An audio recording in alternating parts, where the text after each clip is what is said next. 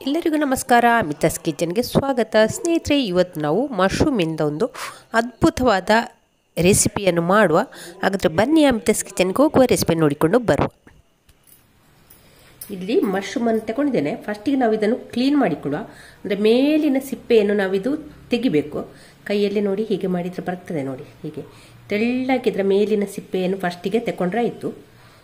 ನೋಡಿ ಕೈಯಲ್ಲಿ ಹೀಗೆ ಸ್ವಲ್ಪ ಪ್ರೆಸ್ ಮಾಡಿ ಹೀಗೆ ಎಳೆದ್ರೆ ಬರ್ತದೆ. ನೋಡಿ ಫಸ್ಟಿಗೆ ಎಲ್ಲವನ್ನು ಕೂಡ ಹೀಗೆ ಮಾಡಿ ಇಟ್ಟುಕೊಳ್ಳೋ. ಫಸ್ಟಿಗೆ ತೆಳ್ಳಗೆ ಸಿಪ್ಪೆಯನ್ನು ತೆಗೆದ್ರೆ ಆಯಿತು. ಸಿಪ್ಪೆಯನ್ನೆಲ್ಲ ಮೇಲಿನ ಸಿಪ್ಪೆಯನ್ನೆಲ್ಲ ತೆಗೆದ ನಂತರ ಸಣ್ಣದಾದರೆ 2 ಮಾಡಿದರೆ ಸಾಕು. ಇದನ್ನು 4 ಭಾಗ ಮಾಡಿಕೊಳ್ಳುವ. ನೋಡಿ ಈ ರೀತಿ ಮಾಡಿಕೊಳ್ಳುವ. ಇದೊಂದು ಸ್ವಲ್ಪ ದೊಡ್ಡದುಂಟು, ದೊಡ್ಡದನ್ನು 4 ಭಾಗ ಮಾಡಿಕೊಳ್ಳುವ. ಇದು ನೋಡಿ ಸ್ವಲ್ಪ ಚಿಕ್ಕದುಂಟು, ಇದನ್ನೆಲ್ಲ 2 ಭಾಗ ಮಾಡಿಕೊಂಡ್ರೆ ಆಯಿತು. ಮೇಲಿನ ಸಿಪ್ಪೆ ತೆಗೆದು ನೋಡಿ ಕ್ಲೀನ್ ಆಯಿತು. ನೋಡಿ ಈ ರೀತಿ ಆಯಿತು. ನೋಡಿ ಕ್ಲೀನ್ ಆದ ನಂತರ ಇದನ್ನು ಚಿಕ್ಕದುಂಟಲ್ಲ ಸ್ವಲ್ಪ, ಹಾಗೆ 2 ಮಾಡಿದರೆ ಸಾಕು. ನೋಡಿ ಈ ರೀತಿ ಮಾಡಿದರೆ ಆಯಿತು. ಎಲ್ಲವನ್ನು ಕೂಡ ಫಸ್ಟಿಗೆ ಈ ರೀತಿ ಮಾಡಿ ಇಟ್ಟುಕೊಳ್ಳುವ. ಇಲ್ಲಿ ನೋಡಿ ಮಶ್ರೂಮನ್ನೆಲ್ಲ ಕ್ಲೀನ್ ಮಾಡಿ ಕಟ್ ಮಾಡಿ ಇಟ್ಕೊಂಡಿದ್ದೇನೆ. ಇವಾಗ ಇದಕ್ಕೆ ಕಲ್ಲುಪ್ಪನ್ನು ಹಾಕಿಕೊಳ್ತಾ ಇದ್ದೇನೆ. ಹಾಗೆ ಒಂದು 1/4 ಟೀ ಸ್ಪೂನಷ್ಟು ಅರಶಿನ, ಹಾಗೆ ಮಶ್ರೂಮ್ ಮುಳುಗುವಷ್ಟು ನೀರನ್ನು ಕೂಡ ಹಾಕಿ ಒಮ್ಮೆ ಚೆನ್ನಾಗಿ ಕಲಸಿ ಒಂದು 5 ನಿಮಿಷ ನಾವು ಹೀಗೆ ಬಿಡುವ. ಹೀಗೆ ಒಮ್ಮೆ ಚೆನ್ನಾಗಿ ಕಲಸಿಕೊಳ್ಳುವ. ಚೆನ್ನಾಗಿ ಉಪ್ಪು ಕರಗಬೇಕು. ನಾನಿಲ್ಲಿ ಕಲ್ಲುಪ್ಪು ಹಾಕಿದಲ್ಲ, ಹಾಗಾಗಿ ಉಪ್ಪು ಚೆನ್ನಾಗಿ ಕರಗಬೇಕು. ಉಪ್ಪು ಚೆನ್ನಾಗಿ ಕರಗಿದ ನಂತರ ನೋಡಿ ಹೀಗೆ ಹೀಗೆ ನೀರು ಸ್ವಲ್ಪ ಹಾಕುವ. ಮಶ್ರೂಮ್ ಪೂರ್ತಿ ಈ ಉಪ್ಪು ನೀರಲ್ಲಿ ಮುಳುಗಬೇಕು. ಈ ರೀತಿ ಇಡುವ. ಇನ್ನೊಂದು 5 ನಿಮಿಷ ಹೀಗೆ ಬಿಡುವ. ಇದನ್ನು ಕೆಲವೊಂದು ರುಬ್ಲಿಕ್ಕೆ ಬೇಕಾಗುವಂಥ ಸಾಮಗ್ರಿಯನ್ನು ಇಟ್ಕೊಂಡಿದ್ದೇನೆ. ಗೇರು ಬೀಜ ತಗೊಂಡಿದ್ದೇನೆ. ನೋಡಿ ಒಂದು 2 ಟೇಬಲ್ ಸ್ಪೂನ್ ಅಷ್ಟು ಗೇರು ಬೀಜ ತಗೊಂಡಿದ್ದೇನೆ.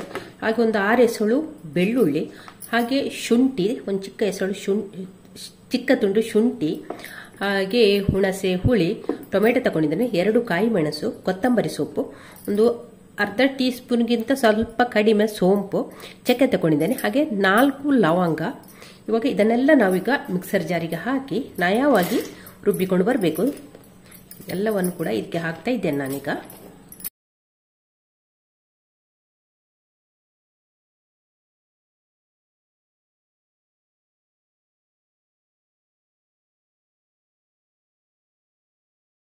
ಸಾಮಗ್ರಿಯನ್ನೆಲ್ಲ ಹಾಕಿಕೊಂಡಿದ್ದೇನೆ. ಇನ್ನು ಇದಕ್ಕೆ ನೀರು ಹಾಕೋದು ಬೇಡ. ಇನ್ನು ನಾವು ಇದನ್ನು ನೀರು ಹಾಕದೆ ಅಂತೆಯೇ ಇದನ್ನು ಗ್ರೈಂಡ್ ಮಾಡಿಕೊಂಡು ಬರುವ. ನೋಡಿ ಮಸಾಲೆಯನ್ನೆಲ್ಲ ರುಬ್ಬಿಕೊಂಡಾಯ್ತು. ಈ ರೀತಿ ರುಬ್ಬಿಕೊಂಡಿದ್ದೇನೆ. ನೀರು ಸೇರಿಸಲಿಕ್ಕಿಲ್ಲ, ಅಂತೆಯೇ ರುಬ್ಬಿಕೊಂಡದ್ದು. ನೀರು ಹಾಕದೆ ರುಬ್ಬಿಕೊಂಡದ್ದು. ಅಂದ್ರೆ ಟೊಮೆಟೊದಲ್ಲಿರುವ ನೀರೇ ನಮಗೆ ಇದಕ್ಕೆ ಸಾಕಾಗ್ತದೆ ರುಬ್ಲಿಕ್ಕೆ. ಇವಾಗ ಇದನ್ನು ನಾವು ಈಗ ಪಕ್ಕಕ್ಕೆ ಇಟ್ಕೊಳ್ಳುವ. ಇವಾಗ ಇಲ್ಲಿ ಮಶ್ರೂಮ್ ಅನ್ನು ಒಂದು 5 ನಿಮಿಷ ಬಿಟ್ಟು ನೀರನ್ನೆಲ್ಲ ಸೋಸಿಕೊಂಡು ಹೀಗೆ ಇಟ್ಕೊಂಡಿದ್ದೇನೆ. ಮಶ್ರೂಮ್ ಇಂದ ನೀರು ಪೂರ್ತಿ ಡ್ರೈ ಆಗಬೇಕು. ನೀವು ಕಾಟನ್ ಬಟ್ಟೆಯಲ್ಲಿ ಹಾಕಿಟ್ರೂ ಆಗ್ತದೆ. ನೋಡಿ ಹೀಗೆ ಮಾಡಿ ಇಟ್ಟಿದ್ದೇನೆ. ನೀರು ಪೂರ್ತಿ ಡ್ರೈ ಆಗಿದೆ. ನೀರನ್ನೇ ಉಪಯೋಗಿಸಿಕೊಳ್ಳಿಕ್ಕೆ ತವವನ್ನು ಇಟ್ಟಿದ್ದೇನೆ. ಅದಕ್ಕೆ ಈಗ ಒಂದು 2 ಟೀ ಸ್ಪೂನ್ ಅಷ್ಟು ಕೊಬ್ಬರಿ ಎಣ್ಣೆಯನ್ನು ಹಾಕ್ತಾ ಇದ್ದೇನೆ. ಎಣ್ಣೆ ಕೂಡ ಚೆನ್ನಾಗಿ ಬಿಸಿ ಆಗಿದೆ. ಈಗ ನಾವಿಲ್ಲಿ ಡ್ರೈ ಮಾಡಿ ಇಟ್ಟುಕೊಂಡಂತ ಮಶ್ರೂಮ್ ಅನ್ನು ಇದಕ್ಕೆ ಹಾಕಿಕೊಳ್ತಿದ್ದೇವೆ. ಹಾಕಿ ಒಮ್ಮೆ ಚೆನ್ನಾಗಿ ಫ್ರೈ ಮಾಡುವ. ಬೆಂಕಿಯನ್ನು ಹೈಯಲ್ಲಿ ಇಟ್ಕೊಳ್ಬೇಕು. ಹಾಕಿ ಒಂದು 2 ನಿಮಿಷ ಫ್ರೈ ಮಾಡಿ ಸಾಕು. 2 ರಿಂದ 3 ನಿಮಿಷ ಇದನ್ನು ನಾವು ಫ್ರೈ ಮಾಡಿಕೊಳ್ಳುವ. ಬೆಂಕಿಯನ್ನು ಜಾಸ್ತಿ ಇಟ್ಕೊಳ್ಳಿ. ಇವಾಗ ಇದಕ್ಕೊಂದು ಅರ್ಧ ಟೀ ಸ್ಪೂನ್ ಅಷ್ಟು ಉಪ್ಪನ್ನು ಕೂಡ ಹಾಕ್ತಿದ್ದೇನೆ. ಉಪ್ಪು ನೆನೆ ಹಾಕುವಾಗ ಕೂಡ ಉಪ್ಪು ಹಾಕಿದ್ದೇವೆ, ಅಂದರೆ ಕೂಡ ಈಗ ಒಂದು ಸ್ವಲ್ಪ ಹಾಕ್ತಿದ್ದೇನೆ ಫ್ರೈ ಮಾಡುವಾಗ. ಹಾಕಿ ಒಮ್ಮೆ ಚೆನ್ನಾಗಿ ಫ್ರೈ ಮಾಡುವ. ಇವಾಗ ನೋಡಿ ಮಶ್ರೂಮಿಂದ ಎಷ್ಟು ನೀರು ಬಿಟ್ಟುಕೊಂಡಿದೆ. ನೋಡಿ ನಾವು ಡ್ರೈ ಮಾಡಿ ಹಾಕಿದಲ್ಲ, ಅಂದ್ರೂ ಕೂಡ ಎಷ್ಟು ನೀರು ಬಿಟ್ಟುಕೊಂಡಿದೆ. ನೋಡಿ ಇದು ನೀರು ಒಂದು ಸ್ವಲ್ಪ ಡ್ರೈ ಆದರೆ ಸಾಕಾಗ್ತದೆ. ನೋಡಿ ಇವಾಗ ಇಷ್ಟ ಆದರೆ ಸಾಕು. ಇವಾಗ ಇದನ್ನು ನಾವು ತೆಗೆಯುವ. ಒಂದು ಬೌಲಿಗೆ ಇದನ್ನು ಹಾಕ್ತಾ ಇದ್ದೆ. ಅದೇ ತವಕ್ಕೆ ಒಂದು 2 ಟೀ ಸ್ಪೂನ್ ಅಷ್ಟು ಎಣ್ಣೆಯನ್ನು ಹಾಕಿಕೊಳ್ಳುವ. ಬಿಸಿಯಾದಂಥ ಎಣ್ಣೆಗಿಲ್ಲಿ 2 ಈರುಳ್ಳಿಯನ್ನು, ಚಿಕ್ಕದಾದ 2 ಈರುಳ್ಳಿಯನ್ನು ಹೀಗೆ ಚಿಕ್ಕದಾಗಿ ಕಟ್ ಮಾಡಿ ಇಟ್ಟುಕೊಂಡಿದ್ದೇನೆ. ಆಮ್ಲೆಟ್ಗೆ ಕಟ್ ಮಾಡ್ತೇವಲ್ಲ ಅದೇ ರೀತಿ ಕಟ್ ಮಾಡಿ ಇಟ್ಕೊಂಡಿದ್ದೇನೆ. ಅದನ್ನೀಗ ಈ ಎಣ್ಣೆಗೆ ಹಾಕುವ. ಅಂದರೆ ನಮಗೆ ಸ್ವಲ್ಪ ಮಸಾಲೆ ಬೇಕು ಅಂದರೆ ಈರುಳ್ಳಿ ಸ್ವಲ್ಪ ಜಾಸ್ತಿ ಹಾಕೊಳ್ಬೇಕಾಗ್ತದೆ.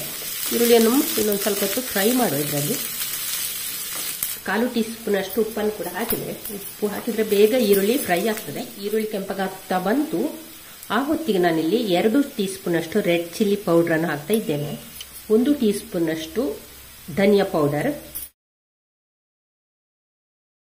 1/4 ಟೀ ಸ್ಪೂನ್ ಅಷ್ಟು ಜೀರಿಗೆ ಪೌಡರ್ ಹಾಕಿ ಒಮ್ಮೆ ಚೆನ್ನಾಗಿ ಫ್ರೈ ಮಾಡುವ. ಬೆಂಕಿಯನ್ನು ಸಿಮ್ನಲ್ಲಿ ಇಟ್ಕೊಳ್ಬೇಕು. 2 ಟೀ ಸ್ಪೂನ್ ಅಷ್ಟು ಟೊಮೆಟೊ ಸಾಸ್ ಅನ್ನು ಹಾಕ್ತಾ ಇದ್ದೇನೆ. 2 ಟೀ ಸ್ಪೂನ್ ಅಷ್ಟು ಸಾಕು. ಟೊಮೆಟೊ ಸಾಸಿನ ಬದಲು ಟೊಮೆಟೊ ಪ್ಯೂರಿಯನ್ನು ಕೂಡ ಹಾಕ್ಬೋದು. ಟೊಮೆಟೊವನ್ನು ಗ್ರೈಂಡ್ ಮಾಡಿ ಹಾಕಿಕೊಳ್ಬೋದು, ಇಲ್ಲಾಂದರೆ ಟೊಮೆಟೊವನ್ನು ಚಿಕ್ಕದಾಗಿ ಕಟ್ ಮಾಡಿ ಕೂಡ ಹಾಕಿಕೊಳ್ಬೋದು. ಯಾವುದನ್ನು ಬೇಕಂತ ಹಾಕಿಕೊಳ್ಬೋದು. ಹಾಗೆ ಗ್ರೈಂಡ್ ಮಾಡೋಕ್ಕೂ ಕೂಡ ನಾವು ಒಂದು ಟೊಮೆಟೊ ಹಾಕಿದ್ದೇವಲ್ಲ, ಅದು ಫ್ರೈ ಆಯಿತು, ಚೆನ್ನಾಗಿ ಫ್ರೈ ಆಗಿದೆ. ಇವಾಗ ನಾವು ಇಲ್ಲಿ ರುಬ್ಬಿಟ್ಟಂತ ಮಸಾಲೆಯನ್ನು ಇದಕ್ಕೆ ಹಾಕಿಕೊಳ್ಳುವ. ಮಸಾಲೆಯನ್ನು ಹಾಕಿದ ಮೇಲೆ ಒಮ್ಮೆ ಚೆನ್ನಾಗಿ ಮಿಕ್ಸ್ ಮಾಡುವ, ಫ್ರೈ ಮಾಡುವ. ಈರುಳ್ಳಿ ಒಟ್ಟಿಗೆ ಚೆನ್ನಾಗಿ ಬೆರೆಯುವ ಹಾಗೆ ಚೆನ್ನಾಗಿ ಫ್ರೈ ಮಾಡುವ. ಬೆಂಕಿಯನ್ನು ಮೀಡಿಯಂ ಫ್ಲೇಮಲ್ಲಿ ಇಟ್ಕೊಳ್ಳಿ. ಮಸಾಲೆಯ ಹಸಿ ವಾಸನೆ ಹೋಗೋ ತನಕ ಫ್ರೈ ಮಾಡಿದ್ರೆ ಆಯಿತು. ಅಂದರೆ ನಾವೆಲ್ಲ ಹಸಿ ಸಾಮಾನು ಹುರಿಯದೆ ಹಾಕಿದಲ್ಲ, ಹಾಕಿ ಗ್ರೈಂಡ್ ಮಾಡಿದಂಥ ಮಸಾಲೆ ಇದು. ಹಾಗಾಗಿ ಎಣ್ಣೆಯಲ್ಲಿ ಒಂದು ಸ್ವಲ್ಪ ಹೊತ್ತು ಫ್ರೈ ಮಾಡುವ. ಒಂದು 2 ನಿಮಿಷ ಫ್ರೈ ಮಾಡಿದ್ರೆ ಆಯಿತು. ನೋಡಿ, ಮಸಾಲೆ ಎಲ್ಲ ಚೆನ್ನಾಗಿ ಫ್ರೈ ಆಗಿದೆ. ಹಾಗೆ ಎಣ್ಣೆ ಕೂಡ ಸೈಡಿಂದ ಬಿಟ್ಕೊಂಡು ಬರ್ತಾ ಉಂಟು. ನೋಡಿ, ಈ ಹೊತ್ತಿಗೆ ನಾವು ಮಿಕ್ಸರ್ ಜಾರ್ ತೊಳೆದಂತ ನೀರನ್ನು ಇದಕ್ಕೆ ಸೇರಿಸಿ ಒಮ್ಮೆ ಚೆನ್ನಾಗಿ ಮಿಕ್ಸ್ ಮಾಡುವ. ಇವಾಗ ನೋಡಿ, ಮಸಾಲೆಯನ್ನು ಈ ಹದಕ್ಕೆ ಮಾಡಿಕೊಂಡಿದ್ದೇನೆ. ನಾವಿಲ್ಲಿ ಗೋಡಂಬಿ ಎಲ್ಲ ಹಾಕಿದಲ್ಲ, ಆದ ಕಾರಣ ಮಸಾಲೆ ಕೂಡ ತುಂಬಾ ದಪ್ಪ ಆಗಿದೆ ನೋಡಿ. ಅದಕ್ಕೆ ನಾನು ಸ್ವಲ್ಪ ನೀರು ಜಾಸ್ತಿ ಹಾಕಿಕೊಂಡಿದ್ದೇನೆ. ನಿಮಗೆ ತುಂಬಾ ಡ್ರೈ ಆಗಬೇಕು ಅಂತಿದ್ರೆ ಮಾಡಿಕೊಂಡ್ರೆ ಆಯ್ತು. ನಾನಿಲ್ಲಿ ಒಂದು ಸ್ವಲ್ಪ ಗ್ರೇವಿ ಮಾಡಿದ್ದೇನೆ. ಹಾಗೆ ಗ್ರೇವಿ ನೋಡಿ ಈ ರೀತಿ ಉಂಟು, ಇಷ್ಟು ದಪ್ಪ ಉಂಟು.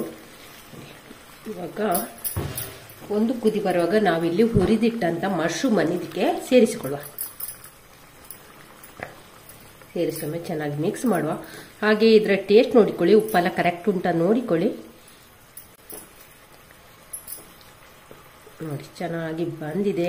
ಇದು ನಮಗೆ ಅನ್ನ ಗೀ ರೈಸಿಗೆಲ್ಲ ಉಂಟಲ್ಲ, ಭಾರಿ ಒಳ್ಳೇದಾಗ್ತದೆ. ಹಾಗೆ ಅದೇ ಮಾಮೂಲು ನಮ್ಮ ತಿಂಡಿ, ಚಪಾತಿ, ದೋಸೆ, ಪೂರಿ, ಇಡ್ಲಿ, ಕಡುಬು, ಇದಕ್ಕೆ ಕೂಡ ತುಂಬಾನೇ ಒಳ್ಳೇದಾಗ್ತದೆ. ನೋಡಿ, ಇಷ್ಟು ಗ್ರೇವಿ ಮಾಡಿಕೊಂಡಿದ್ದೆ ನಾನು ರೈಸಿಗೆ ಮಾಡಿದ್ದು, ಹಾಗಾಗಿ ಇಷ್ಟು ಗ್ರೇವಿ. ನಿಮಗೆ ದೋಸೆಗೆ ಎಷ್ಟು ದಪ್ಪ ಇರಲಿ, ಇದೊಂದು ಸ್ವಲ್ಪ ತಣ್ಣಗಾದ ನಂತರ ಉಂಟಲ್ಲ ಸ್ವಲ್ಪ ದಪ್ಪ ಆಗ್ತದೆ. ಹಾಗಾಗಿ ಒಮ್ಮೆ ಚೆನ್ನಾಗಿ ಕುದಿ ಬರಲಿ. ಹಾಗೆ ಒಂದು 2 ರಿಂದ 3 ನಿಮಿಷ ಇದನ್ನು ಬೇಯಿಸಿಕೊಂಡ್ರೆ ಸಾಕು. ಅಂದ್ರೆ ನಾವು ಮಶ್ರೂಮ್ ಅನ್ನು ಫ್ರೈ ಮಾಡಿದ್ದೇವೆ ಅಲ್ಲ, ಅದ ಕಾರಣ 3 ನಿಮಿಷ ಮಶ್ರೂಮ್ ಬೆಂದ್ರೆ ಸಾಕಾಗ್ತದೆ. ಹಾಗೆ ಟೇಸ್ಟ್ ನೋಡಿ. ಇವಾಗ ನೋಡಿ, ಮಶ್ರೂಮ್ ಗ್ರೇವಿ ಚೆನ್ನಾಗಿ ಕುದಿ ಬರ್ತಾ ಉಂಟು. ಹಾಗೆ ಸೈಡಿಂದೆಲ್ಲ ಎಣ್ಣೆ ಕೂಡ ಬಿಟ್ಕೊಳ್ಳಿಕ್ಕೆ ಸ್ಟಾರ್ಟ್ ಆಯಿತು. ಅಂದ್ರೆ ಈ ರೆಸಿಪಿಯಲ್ಲಿ ರೆಡಿ ಆಯಿತು ಅಂತ ನಮಗೆ ಅಂದಾಜಾಗ್ತದೆ. ಎಣ್ಣೆ ಬಿಟ್ಟುಕೊಂಡು ಬರುವಾಗ ಉಂಟಲ್ಲ, ಯಾವುದೇ ಒಂದು ರೆಸಿಪಿ ಎಣ್ಣೆ ಬಿಟ್ಟುಕೊಂಡು ಬರ್ತದೆ, ಆವಾಗ ನಮಗೆ ರೆಸಿಪಿ ರೆಡಿ ಆಯಿತು ಅಂತ ಅಂದಾಜಾಗ್ತದೆ. ಆ ಹೊತ್ತಿಗೆ ಇಲ್ಲಿ ನಾನು 1 ಟೀ ಸ್ಪೂನ್ನಷ್ಟು ಕಸ್ತೂರಿ ಮೇಥಿಯನ್ನು ಹೀಗೆ ಒಂದು ಸ್ವಲ್ಪ ಕೈಯಲ್ಲೇ ಹೀಗೆ ಪುಡಿ ಮಾಡಿ ಕ್ರಷ್ ಮಾಡಿ ಇದಕ್ಕೆ ಹಾಕಿಕೊಳ್ಳುವ. ಅದೊಂದು ಬೇವು ಸೊಪ್ಪನ್ನು ಕೂಡ ಹಾಕಿ ಒಮ್ಮೆ ಚೆನ್ನಾಗಿ ಮಿಕ್ಸ್ ಮಾಡುವ. ಇವಾಗ ನಮ್ಮ ಮಶ್ರೂಮ್ ಮಸಾಲ ರೆಡಿ ಆಯಿತು. ತುಂಬಾ ಸೊಗಸಾಗಿ ಬಂದಿದೆ ಸ್ನೇಹಿತರೆ. ಗೇರು ಬೀಜ ಎಲ್ಲ ಹಾಕಿ ಮಾಡಿದ್ರೆ ಉಂಟಲ್ಲ, ಅದರ ಗ್ರೇವಿ, ಗೇರು ಬೀಜ ಹಾಕಿ ಮಾಡಿದೆ ಯಾವುದೇ ರೆಸಿಪಿ ಇರಲಿ, ಅದರ ಗ್ರೇವಿ ಅಂತೂ ಸೂಪರ್ ಆಗ್ತದೆ ಆಯ್ತಾ ತಿನ್ಲಿಕ್ಕೆಲ್ಲ. ನೋಡಿ, ನೀವು ಕೂಡ ಒಂದ್ಸಲಿ ಟ್ರೈ ಮಾಡಲೇಬೇಕು. ಹಾಗೆ ವಿಡಿಯೋ ಇಷ್ಟ ಆದರೆ ಲೈಕ್, ಶೇರ್, ಕಮೆಂಟ್ ಮಾಡಿ. ಥ್ಯಾಂಕ್ ಯು ಸ್ನೇಹಿತರೆ. ಇವಾಗ ಮುಚ್ಚಳ ಮುಚ್ಚಿ ಸ್ಟವ್ ಆಫ್ ಮಾಡುವ. ಇವಾಗ ಇಲ್ಲಿ ಕೊನೆಗೆ ಒಂದು ಸ್ವಲ್ಪ ಕೊತ್ತಂಬರಿ ಸೊಪ್ಪನ್ನು ಕೂಡ ಹಾಕಿಕೊಳ್ಳುವ.